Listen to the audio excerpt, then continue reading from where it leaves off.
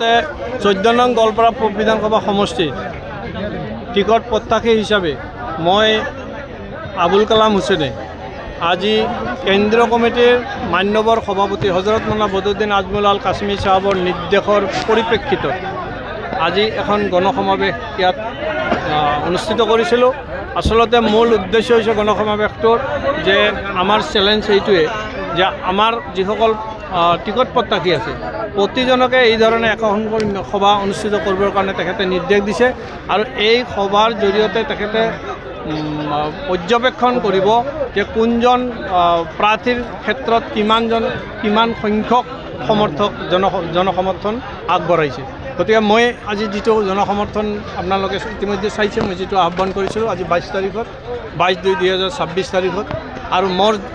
আহ্বানত আজি কমপক্ষে 10,000 মানুহ ইয়াত সমবেত হৈছে, পুৰুষ মহিলা যুৱক যুৱতী উলামা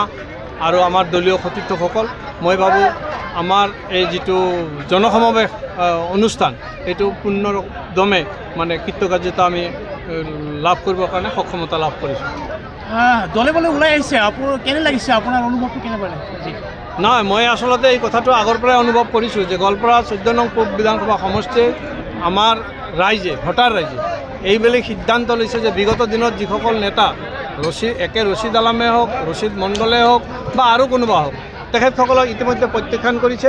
আৰু আমাৰ সমষ্টিবাসী ৰাইজে এই সমষ্টিৰ ভূমিত জন্ম কৰা সন্তানক এইবাৰ বিধায়ক বনোৱাৰ কাৰণে চিন্তা চৰ্চা কৰিছে আৰু নিশ্চয় সেই হেতুকে এই মানুহখিনিয়ে আমাৰ শতপূৰ্তভাৱে ওলাই আহিছে, নিস্বাৰ্থভাৱে ওলাই আহিছে AIUDFৰ সমৰ্থনত তথা হজৰত মৌলানা বদৰুদ্দিন আজমল চাহাবৰ যি আপোনাৰ নীতি আৰু আদৰ্শ তাৰ প্ৰতি আকৃষ্ট হয় মই মোৰ আহ্বানত জিলা সভাপতি আবুল কালাম হুছেইনৰ আহ্বানত তেখেতসকলে আহি পূৰ্ণ সহযোগ আগবঢ়াইছে।